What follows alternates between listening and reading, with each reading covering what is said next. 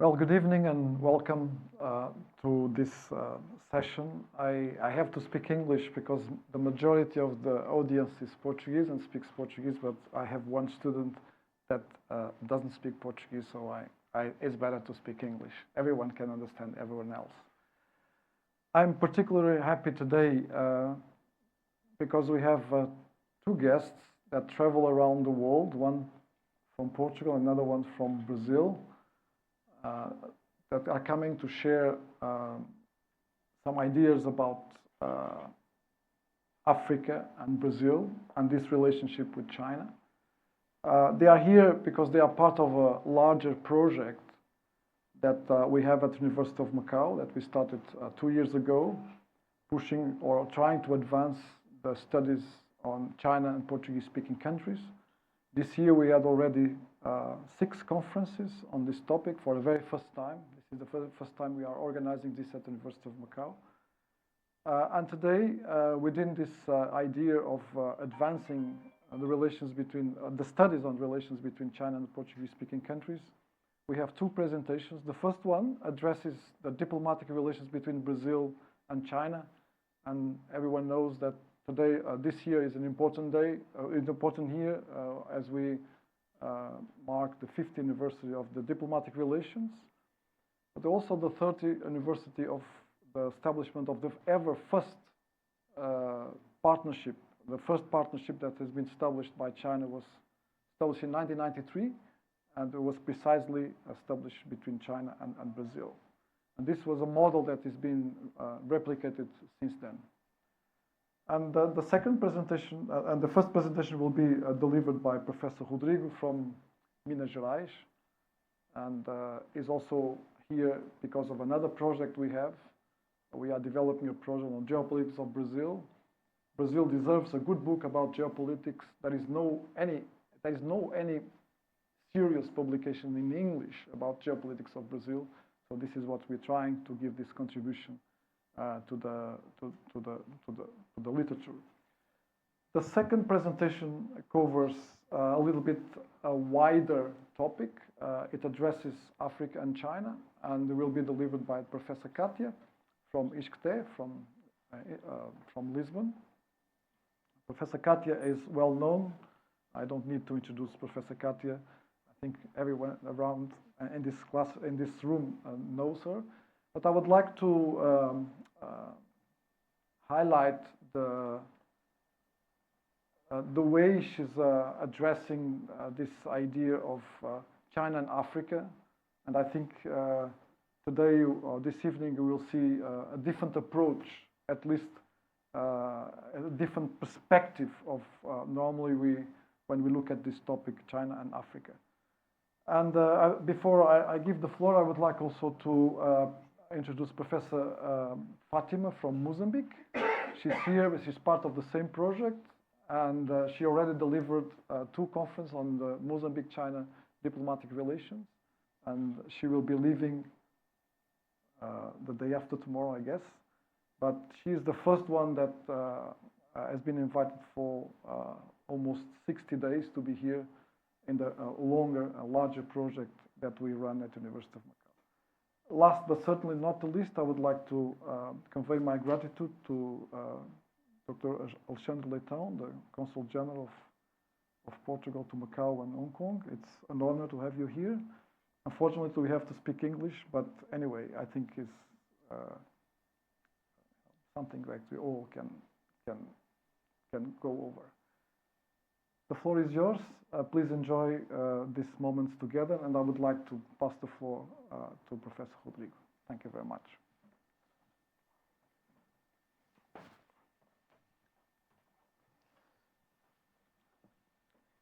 Thank you, Professor Francisco.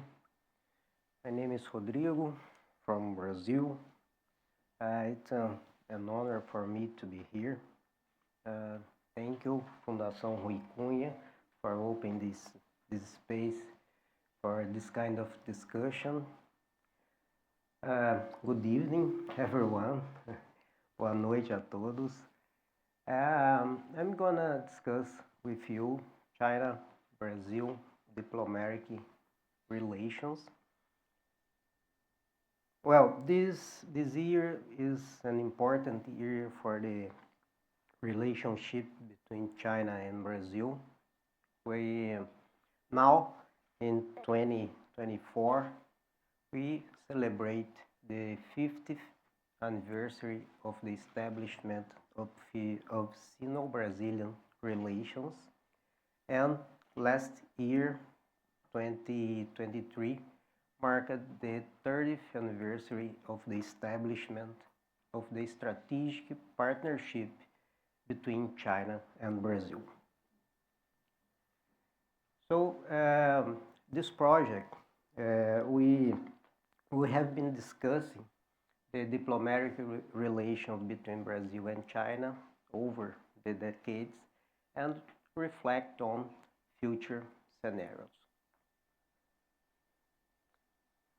We organized the Brazil-China diplomatic relations into 4 phases. Phase 1, 1974-1993. Phase 2, 1993-2010.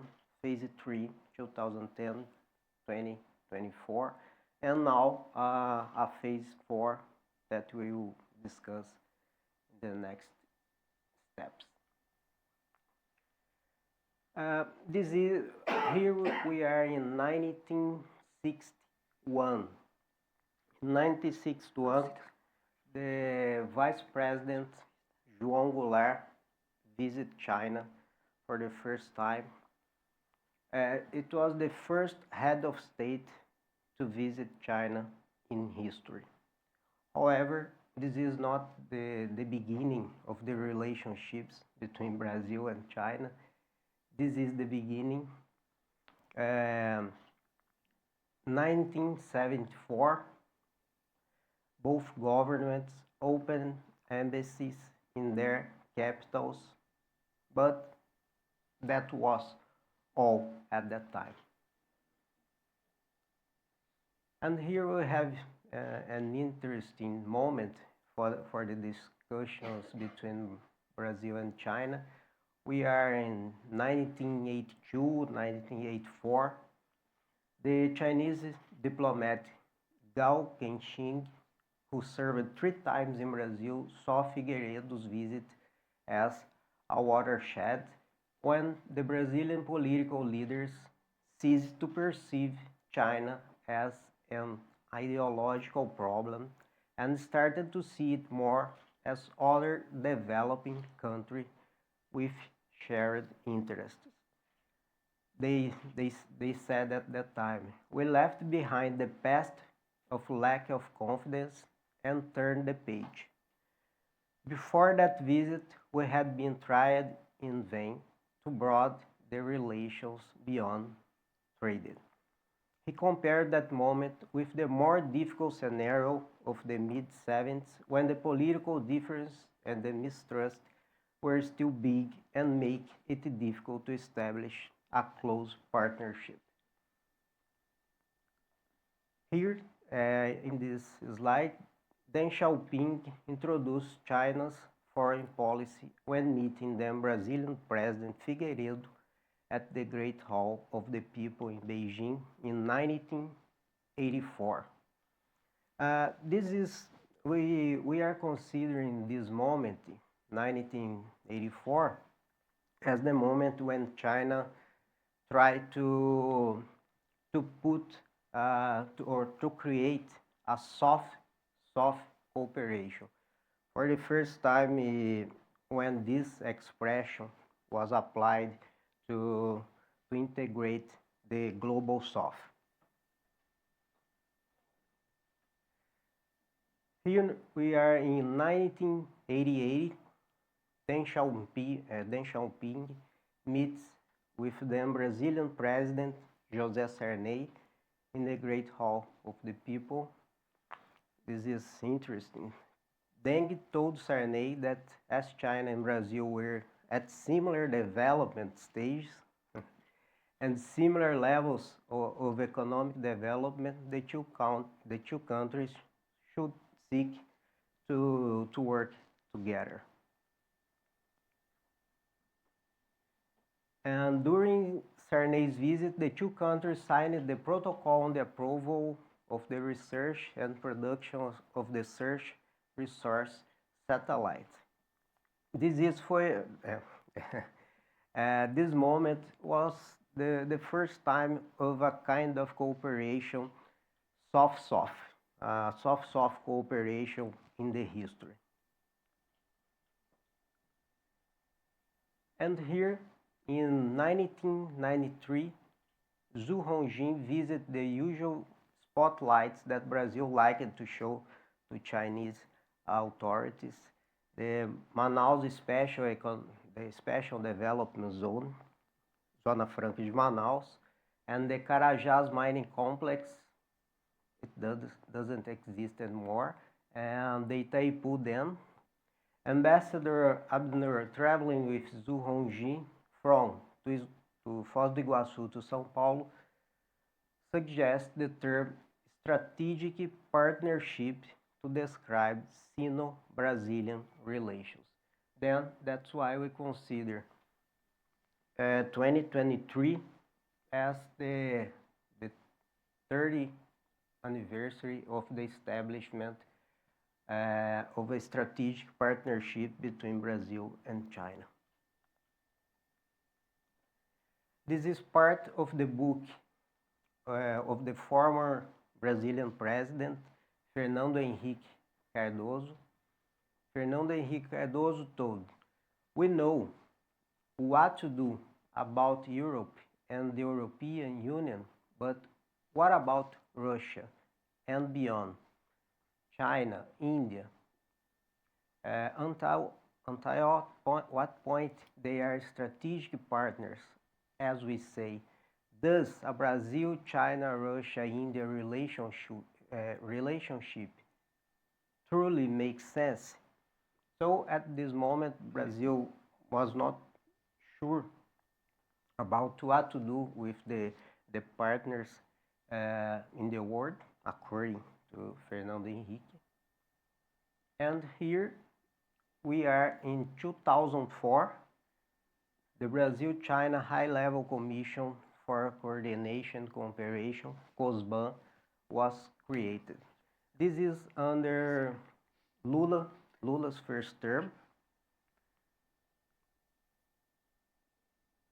And here we have a graph to understand the evolution between the imports and exports from Brazil to China. We have data from 1994 to this year. And we can see here the beginning of the import and exports in blue, imports in red. And we can see that nowadays China is the main partner of Brazil to exports, and China also have Brazil as a great partner. We can see here when we consider imports and exports, we have also to consider the type of products exported and imported by a country. In 1995, Brazil exported basically soybean oil to China and a little bit iron ores and concentrates. And this is in 2021. Brazil export iron ores and concentrates and soybeans to China. And this is the general graph. Minerals and agriculture are the exportations from Brazil to China. And here, 1995, what China exported to Brazil, basically coke. And here, China's export to Brazil in 2021. A lot of products, and this is the general graphic. electronics, machineries, vehicles are the products exported from Brazil to China, from China to Brazil. And to discuss this kind of difference between the products, we use the Economic Complexity Index. This index is correlated with the complexity and the diversity of products exported by a country. Countries with higher ECI values tend to export more complex products such as machinery, chemicals, vehicles, which are indicative of a more advanced and productive economy. Conversely, countries with lower ECI values often export simpler products such as mining and agriculture goods. And you can see here, 1995, Brazil was in the position 25 and China 46. And 2021, China holds the position 18 and Brazil 7th. This is the main asymmetry between Brazil and China. And here we have, this is under Dilma's first term, we have an upgrade in the strategic partnership between China and Brazil. And this is the visit of Lula to Xi Jinping in 2023, 1 year ago. Here they told Brazil and China have expressed an interest in examining synergies between Brazil's development policies and investment programs, including South American integration efforts, and China's development policies and international initiatives include the Belt and Road Initiative. Talking about Belt and Road Initiative, we have in 1 month ago the inauguration of the Shanghai port in Peru. This is the main project in Peru. And here we have this project. It's the Bioceanic Railway Corridor to connect the port of Santos here to Peru. This is a dialogue between the Brazilian Minister of Science, Technology and Innovation, Luciana Santos, and China's National Data Administrator, aimed to strengthening cooperation in artificial intelligence and data infrastructure between Brazil and China.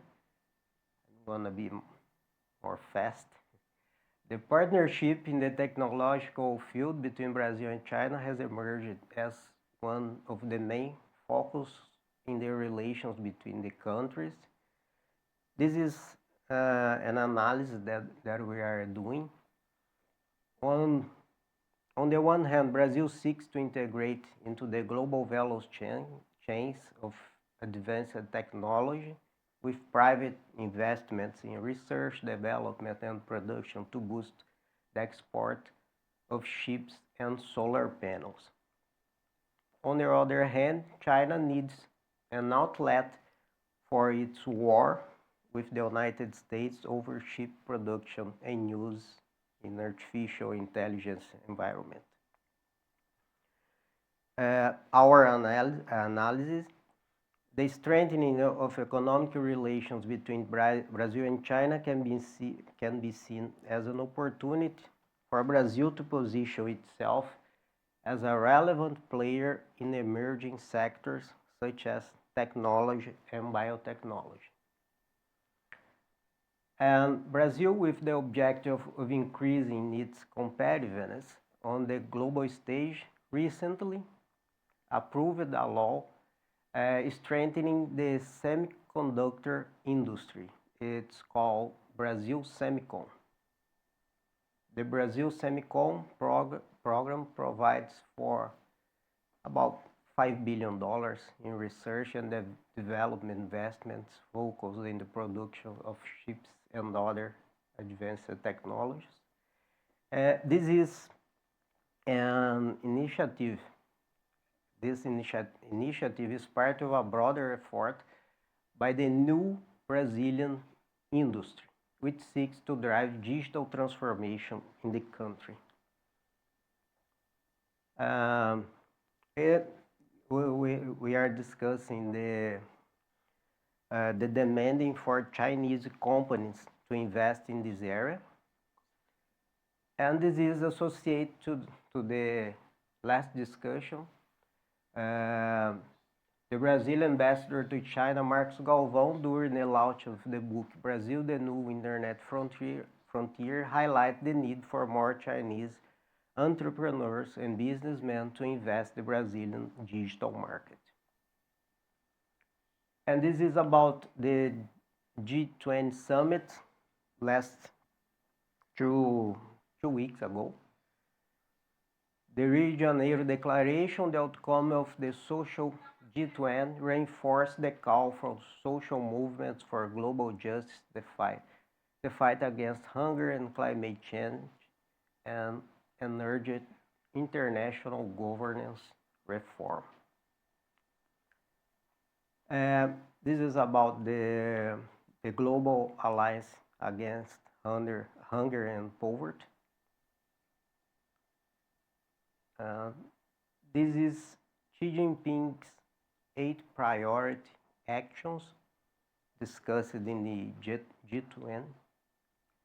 Promote the high-quality development of the Belt and Road Initiative, implement the Global Development Initiative, support Africa's development, support international cooperation in poverty reduction and food security, launch the International Cooperation in Open Science Initiative, support the G20 in fostering practical cooperation benefiting the Global South, implement the G20 Anti-Corruption Action Plan, and enhance China's high-level mechanism for openness to the world.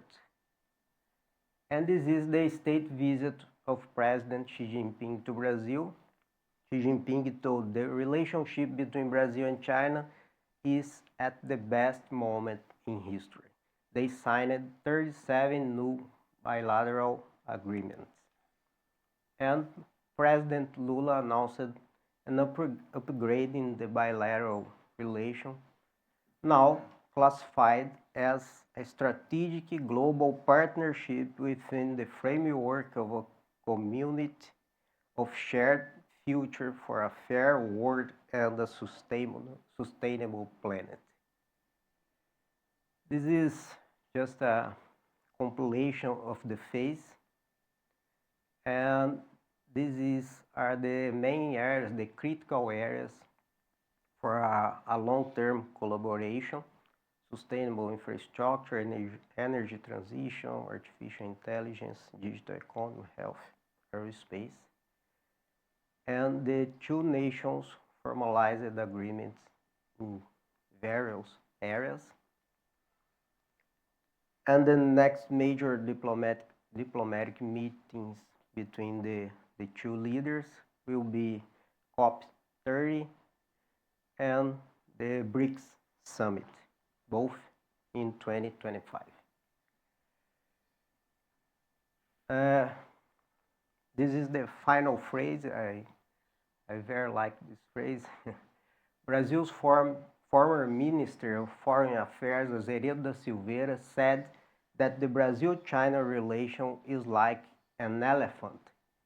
Walks slowly forward, sometimes stops, and after that finds its way back, but hardly moves backward. Thank you so much. I'm sorry for the time. I would just like to say a few words to summarize the key points, and then I pass the floor to Professor Katia. This is a research that is part of a larger book, and basically the idea here is that the relationship, the diplomatic relationship between Brazil and China, yes, of course, it has been driven by trade and commerce, but there's also a certain kind of alignment, ideological alignment. If you look at the 4 phases that Professor Rodrigo mentioned, on the first phase, you see that there is a kind of measuring the ground and trying to be together. Then the second phase, there is a dominance, a clear economic dominance of China. But since 2008, and this is the third phase, we see that it's Brazil that has a surplus in relation to China, not anymore China in relation to Brazil. And very interestingly now, and this is the last phase, after G20, we see a kind of going backward, ideologically speaking, to a certain extent, to a kind of alignment. And for the very first time, we saw a statement of this kind. China supports Brazil on the global perspective. This is very rare because normally it's the other way around. Brazil supports China on a global perspective.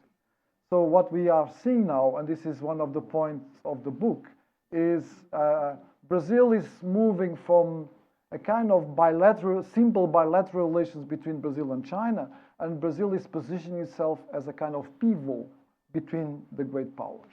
So this is one of the arguments that we use on the book. Of course, the book is still not finished, but this is very interesting to look at Brazil as a pivot pivot state in South America in the context of global powers.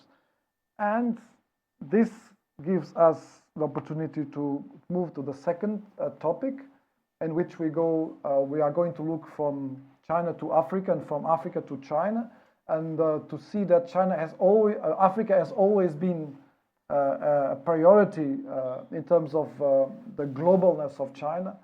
And Professor Katia will offer us different perspectives of this open door that China kept for a very long time, using Africa also as a kind of Brazil to be outside of this neighborhood, and to a certain extent also to promote the globalness of China. The floor is yours. So thank you very much. Thank you to Fundação Rui Cunha for hosting us and for your work in organizing this event, and thank you to my colleague Francisco to invite me to be in Macau, which is a kind of second home for me from some years now. And as I'm in Macau and I have many Portuguese speakers here, I would like to address you a little bit in Portuguese, as you say. Obrigada por estarem no final de tarde aqui. So we didn't know about the presentation of each other, neither me or Professor Rodrigo, which is nice because this is also from Peking Review, and the same year, 1961. And Peking Review had a very important role in China's international communication to project China's idea for development, so for her domestic economy and society and politics, but also addressing the role of China in the world and the way China saw the world moving. This is about Angola. This is an opinion article published as a salute to the heroic people of Angola, but it finishes saying that the Chinese people resolutely support the Angolese people's just struggle and appeal to all people in the world who cherish peace and uphold justice to unite and make firm efforts to check the Portugal colonialist suppression and massacre of the Angolese people and put an end to the colonial rule in Angola and other Portuguese colonies. So if we go through this magazine, Peking Review, you will have a lot of articles, mainly in the 60s and early 70s, against Portuguese colonialism and imperialism. Just a small comment. Please note the map. Note that there is the Lobito corridor already, and there is a reference to NATO as well. Yes. This is 1961, the United States, right? through NATO, has been supplying the Portuguese colonialists with large quantities of arms for killing the Angolese people. So this is before the approach between the US and China, of course. So our talk will be, I promise that will be brief because you are not academics and don't have time to go through all the details, but we will talk a little bit, we'll have an introduction, the aftermath of independence, bilateral versus multilateral diplomatic relations, and some final considerations. So China had a long relationship with the Portuguese-speaking territories and then independent countries, and Macau has a role on this. It's not the only role because China promoted her own trips to her own voyages to Africa, to the Eastern Africa. However, Macau was a continuous contact with African populations moved through the maritime Portuguese Empire. So this means that this connection, this cosmopolitanism of Macau provided some experience also with some African intellectuals or from these territories in which the Portuguese were. So Macau enhanced a deeper approach of China to the Portuguese-speaking territories. And that's why somehow they function as a different in the general landscape when China addresses Africa. The strategy to approach the Portuguese-speaking colonies, of course, is integrated in the broader strategy China has used since Bandung Conference. So this conference is when they declare anti-imperialist ideas, anti-colonialist perspective for something that was not known as Global South, but that became the Global South. And by then, it's also interesting to see, if you see the declarations in Bandung Conference, China was represented by Xu Enlai, and he was very famous. You have many images of people wanting him to deliver autographs, to interview him. He was really like, it's not easy to imagine, but it was like a pop star in Bandung Conference. And he was known as the pacifist. He contributed a lot for the final declaration of the Bandung Conference. So, and at the same time, Xu Enlai announced the 5 principles for foreign policy that China maintains until today. So this is interesting to understand how China was globalizing her discourse for foreign policy even before being a regional, because it was not yet a regional power and a global power. So Africa became one of the pillars of this foreign policy strategy, which was to attract others, to attract the ones that were oppressed for a revolutionary position at the moment. So we are in 1955. So here we have an image of Bandung Conference with Xu Enlai in plan that we can see, and People's Republic of China, Egypt, and Ethiopia. It was the organization. And here you have one of the ways China addressed a way to attract African intellectuals. In this case, is a translation of some texts from authors, for African authors. And you can see here, and the light is here? No. Yeah, it is. You are not seeing. No problem. Here you have Mário de Andrade, Agostinho Neto Viriato de Cruz, and others from Angola. And we also have Marcelino dos Santos from Mozambique. And others were translated. So also from Cabo Verde, from Guinea-Bissau. So this means there was really an effort to attract these countries and this population. So you have an Afro-Asian literature series. So this approach to the Portuguese-speaking colonies cannot be divided or split from this reality that we see here. So moving forward, the independences happen, and we have official diplomatic relations between China and the African Portuguese-speaking countries. Although there was a previous relation with some of the liberation movements that were here.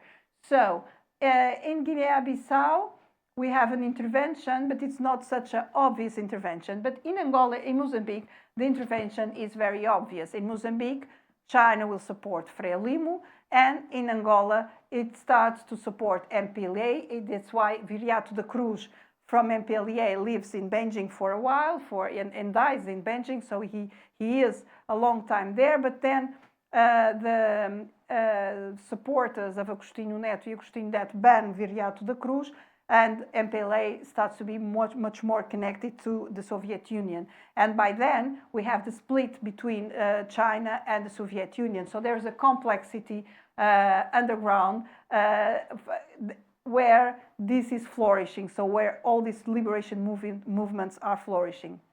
But you can see that in Guinea-Bissau, we have the relationship starts in 1974, interrupted between 1919 and returning in 1998.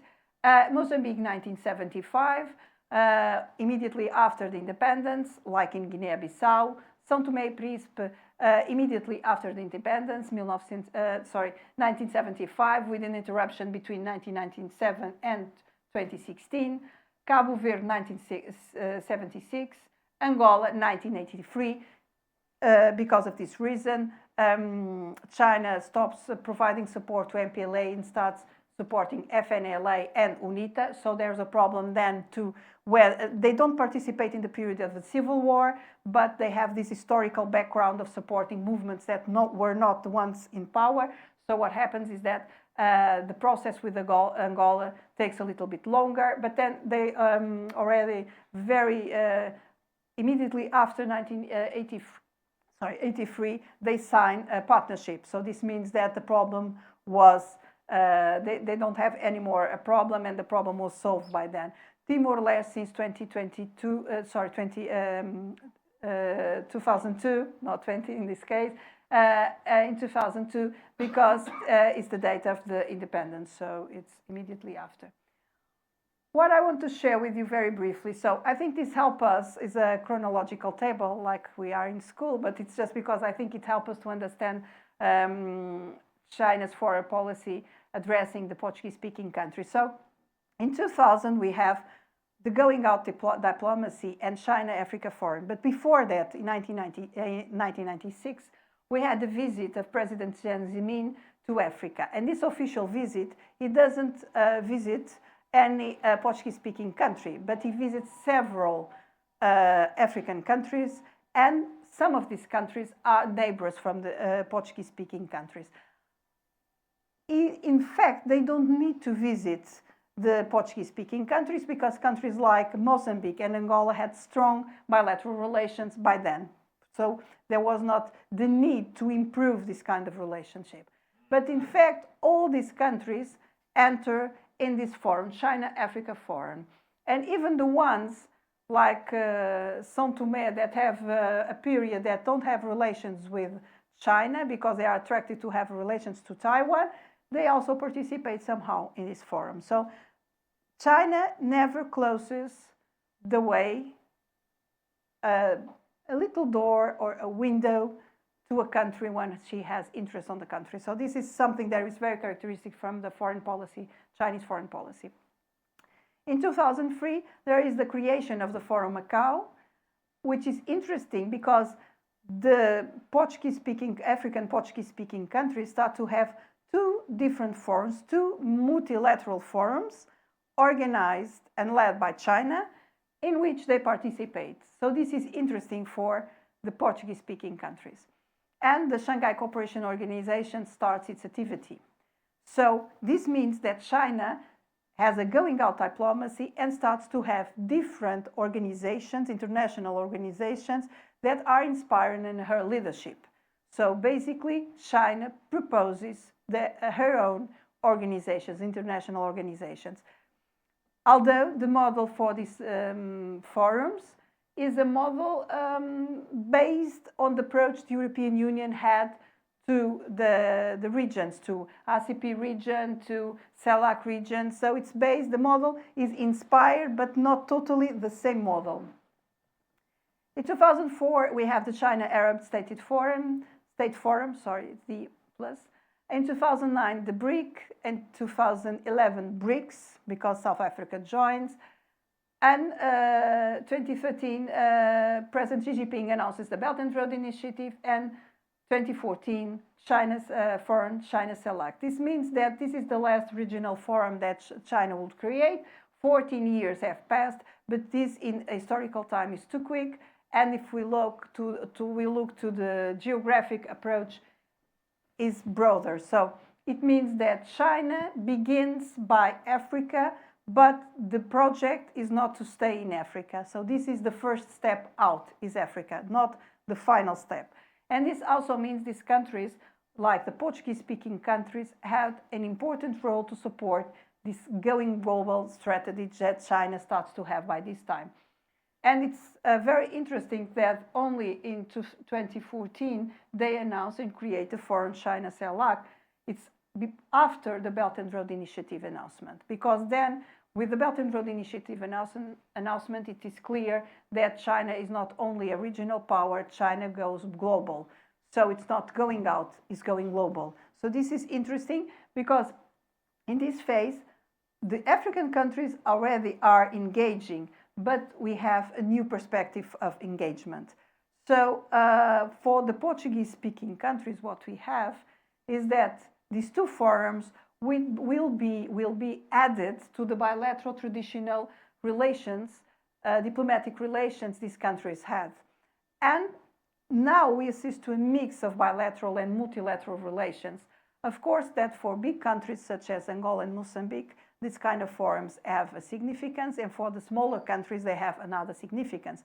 São Tomé or Cabo Verde have different significances, or even Guinea-Bissau, when compared to Mozambique and to Angola, that always had an open channel for negotiation with Beijing.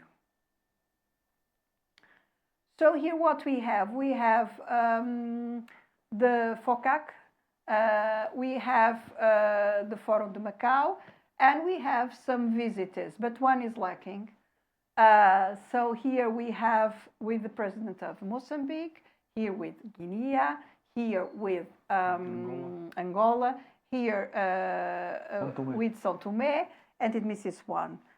And it's on purpose. We don't have Cabo Verde because Cabo Verde since 2018 does not have a high-level meeting with China, and it's because it's the party in power does not address so nicely China's foreign policy, so they maintain cooperation, but at a lower level. But we can see here that with all the other countries we have a very high level of cooperation, and all these visitors were after 2022. So they are from 2024 or 2023, which means that China is strongly engaged with African Portuguese-speaking countries, and some of these countries are very interesting for the project of the Belt and Road Initiative. Angola because of the corridor that Professor Francisco already spoke about. Mozambique because of the port of Beira, which is essential for the success of the eastern coast, African coast success. With São Tomé because São Tomé provides a projection to the Atlantic, and it's also a way to protect from piracy a very important region. Gulf of Guinea. Yes, the Guinea Gulf. And I think I said about all. So this means that although there are these forums, there is the need and the care to maintain strict bilateral relations. So this is really a mix. And although it seems not very significant, the cooperation inside the Forum Macau is growing, diversifying. So it means that China does not want to quit the Forum Macau, although it's still in a very early phase and it's not so concrete. But politically, it has still has its significance. So, as final considerations, we can see that there is a dynamic perspective of China-Portuguese-speaking countries' relationship, that the connection between China and the Portuguese-speaking countries is long, but reflect the need of each period and shifted with independence of these countries and the transformation of China faced since the 80s, becoming one since the going out policy, but first of all with the opening up. And the 21st century relationship between China and the Portuguese-speaking countries transformed, reflecting the global role China plays today, paving the way for a mix of bilateral and multilateral relations that now characterize this relationship. So thank you so much, and I'm open for debate. Thank you. So very quickly, 3 ideas. China never closes the door. As long as it takes, still there is an option to get in. China had before becoming a global power, had already a global strategy and used Africa to leverage this global strategy. And I would say that those are the most important. Of course, and the Portuguese-speaking countries are part of this strategy. Excellent. Thank you very much once again. The floor is open.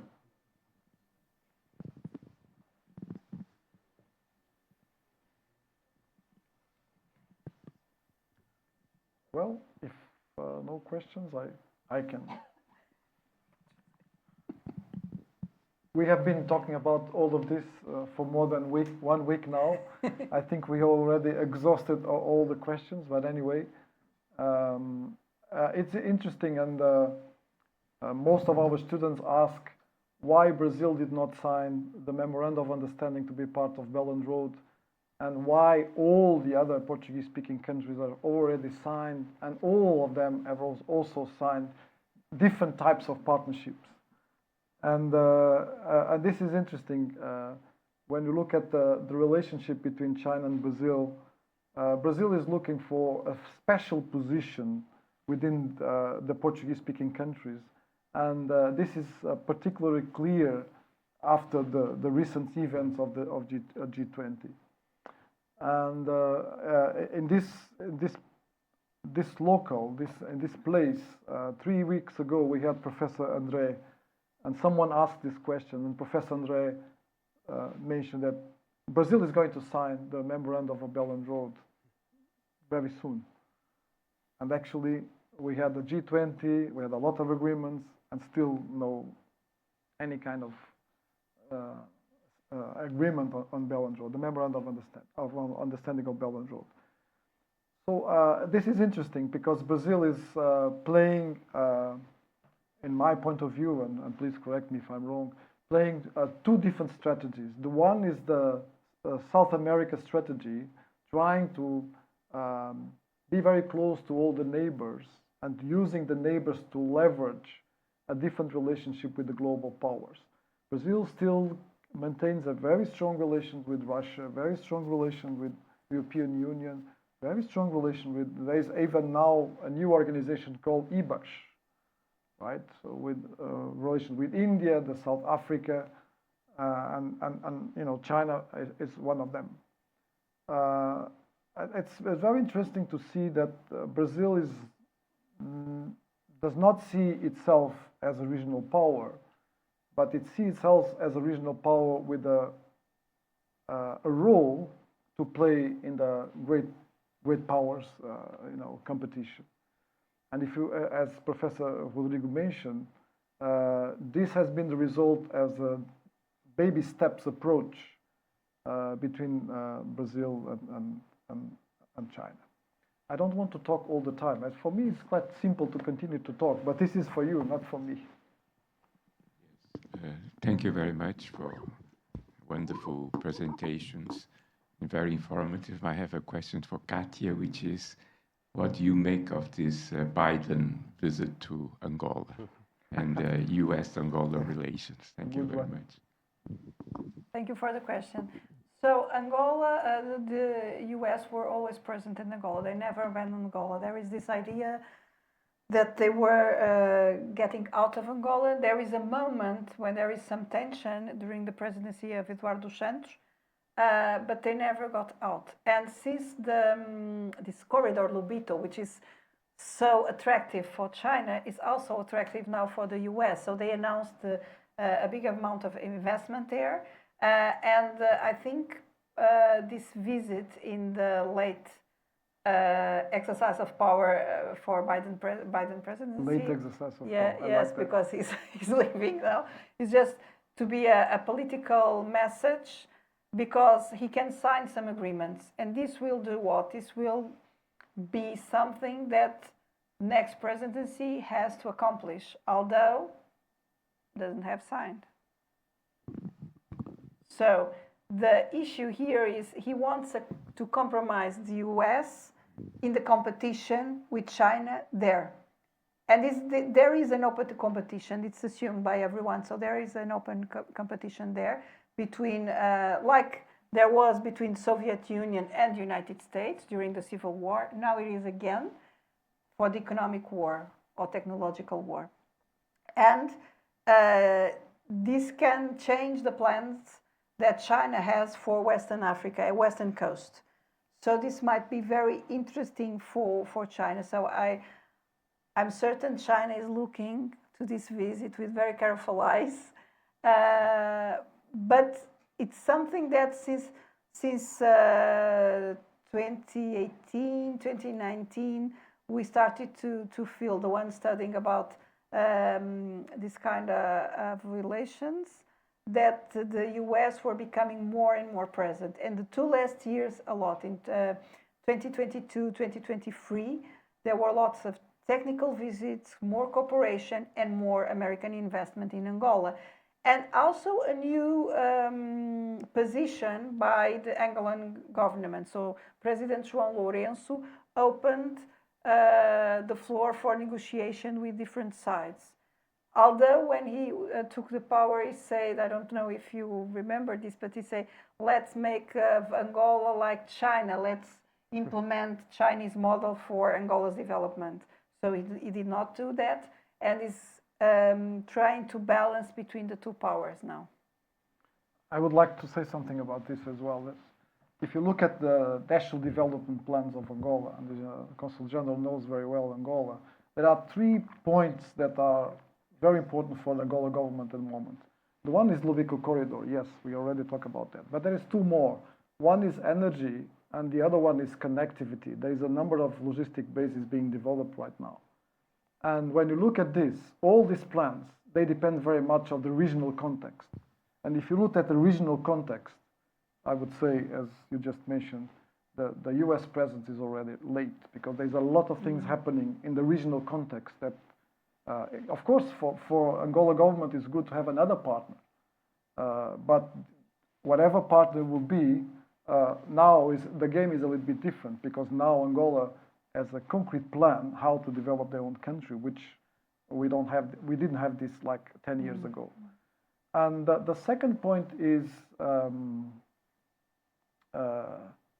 when you look at, there is another fact that is very interesting to look at. Angola withdrew from OPEC. And why Angola withdrew from OPEC? Because Angola doesn't want to be bound by the quota production and have freedom to export, especially mainly to China. Why this is relevant? This is politically relevant because of the dominance of the MPLA. If you look at the number of seats that the MPLA is getting now in the parliament, if you compare them with 10 or 20 years ago, you see there is less and less MPLA seats in the parliament. And the new generation, they have new ideas. Look at what is going on now in Mozambique. So we are at an important moment in terms of political history. We have a new generation that does not go easily with the ideas of revolution and liberation. They want more things. And for that, development is a key. So I would say that US are late, but I think it's important that they are there. They can play a role, but if they really want to play a role, they have to look at what is going on at the regional level, because that's what makes a difference in terms of the development of Angola. Yeah. Thank you for your presentation. It was just a small reflection. I would leave you, Francisco and professors. In my view of Angola, Portuguese diplomacy always tried to attract the US into the scenery. But face saving is not just an Asian thing. Due to the position the US took since Kennedy until 2002, it has always been very difficult for the US to accept MPLA. I never saw MPLA hostilizing the US.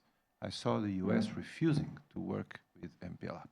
And so this is a matter of reflection. I leave you. How far has China played a role of icebreaker, a paradox, between Angola and the US? Because maybe it was China that triggered the changes in the US to decide to work with Angola, something they were not available to do before. I would leave this to reflection now, and I have to leave. Thank you.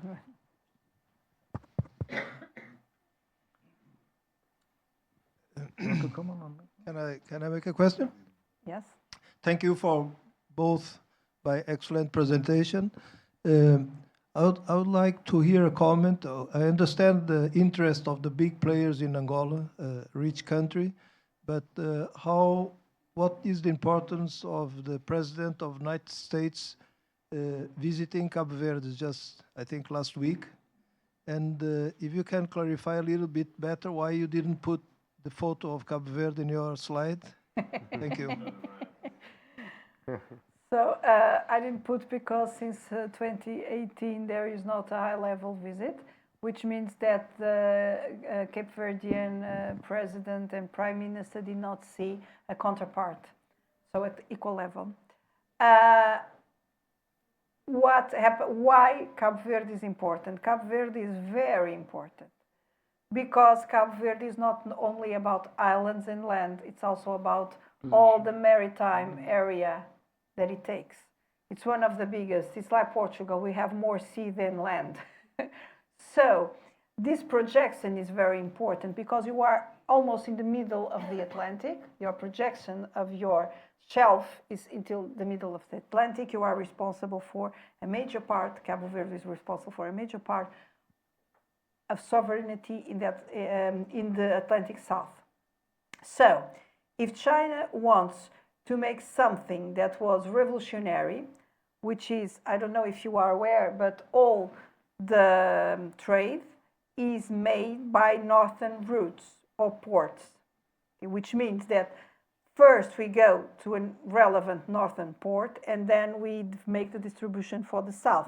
In the Atlantic South, Santos is the major port, but then we don't have much bigger ports like this one. We have for regional context in Western Africa, but we don't have for a broader regional context. Okay, so this means that the Maritime Belt and Road Initiative would provide these ports anchored in railway connections, for instance, between Lubito and Beira in Mozambique, which was the Portuguese dream in the old times of the empire. So this means that this connectivity also needs the archipels and the insular states. So that's why Biden pays his visit to Cabo Verde, because Cabo Verde, since the election, I don't remember now the president, but he's very clear about this. He aligns with the United States foreign policy, which means they are not negotiating, balancing with China's influence. For China, this is not nice. So China will intend to go again and maintain this door open. So in the case of Cabo Verde, these multilateral forums are more important because there is some eyes on the bilateral relations in this moment. But the reason there was no photo is only this. It's because I was looking since 2018, they don't have a high-level visit. Cabo Verde inclusively made hard declarations about political options, Chinese political options. So this is something that Chinese diplomacy don't like. So as doesn't liking is seeing that the United States are going with are having deeper influence and not China. But when you think about states, sometimes it's not about if they are very rich or very big, is also their strategic function. And these countries have a strategic function. So although China has a geoeconomic approach, much more than a geopolitical approach in the classical terms, it does not have. But geoeconomically, these insular states are very relevant for the success of this global project. So that's why Biden going there and making agreements is conditioning the following president, and he's saying, well, we keep the eye on you, we are supporting you, we are your supporters. So this is some way a way to maintain the influence, and more than maintain the influence. I know the United States now, maybe they know they can be so competitive, but they know it's a way to slow down China. If I introduce some mechanisms of slowing down, I'm already having a small victory in the region. So even if I'm not addressing the region as a whole, maybe putting, in Portuguese we have a very good expression, pauzinho na engrenagem. We are stopping them. We are slowing them. And that's what, and if it breaks a little bit, then it's the time to get restored. So I think that's the strategy. But thank you for the question. I have a little bit different approach on this one, but we are still friends. If you look at if you looked at FOCAC, the last FOCAC that was held here in Beijing, you see that Cabo Verde has signed a new partnership side by side with Guinea-Bissau and Equatorial Guinea. And Cabo Verde has a specific role in the Middle and South Atlantic, and this has to do with Brazil. Brazil has created in the 80s an organization called ZOPACAS. And for all the area in terms of maritime security, ZOPACAS plays a very important role. And Brazil has been very committed to this organization. And why I'm saying this visit, one of the sectors that Cabo Verde is struggling is to control its economic zone. And we observed that China already provides a lot of equipment to the Cabo Verde Navy, but still not enough. So Cabo Verde has been adopting a kind of what we call it abandoned wing. I mean, a position that it plays with all the relevant partners. It plays with China, it plays with US, it plays with, Cabo Verde has received a lot of donations from European Union, a Navy program. Japan is another example. So I think Cabo Verde is playing smartly. We are not going to exclude anyone if you can deliver something and to help us to solve our problem. But again, you are not contradicting me. You are saying the words, we are friends, we are very good friends. No, because you are putting what, but this is clever, but it's Cabo Verde for China is using the multilateral forums, while with the US, the bilateral relations, showing the US they have privilege, because when it's bilateral you have privilege, you empower but then, so we are still friends. If you allow me, just maybe to close and return to Brazil, Professor Rodrigo mentioned one of the largest projects ever, which is the idea of connecting the South Atlantic to the port of Santos, to the Pacific, maybe to Chile, maybe to Peru. We still don't know. This is probably one of the most interesting projects that we all have to follow. And especially, I would like to call your attention for a small detail, is the role of Paraguay. At the moment, this project does not go to Paraguay because Paraguay doesn't have diplomatic relations with China. But if Brazil managed to connect Paraguay, Bolivia, Chile, or Peru, this is going to be a huge undertaken, and Brazil will benefit a lot from its position in South America. I think we can finish, right? So once again, I would like to convey my deepest gratitude to Rui Cunha Foundation. Thank you very much for being there. And today I learned that our dear friend Felipe is going back to Portugal, and we all regret that, but we support you very much. But I would like to, especially to you, to express my gratitude. Without this, without our cooperation, I mean long-term cooperation, this would not be possible.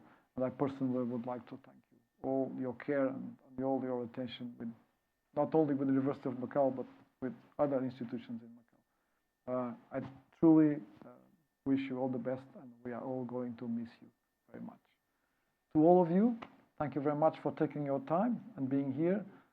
And we are here to continue to study China and Portuguese-speaking countries. Thank you.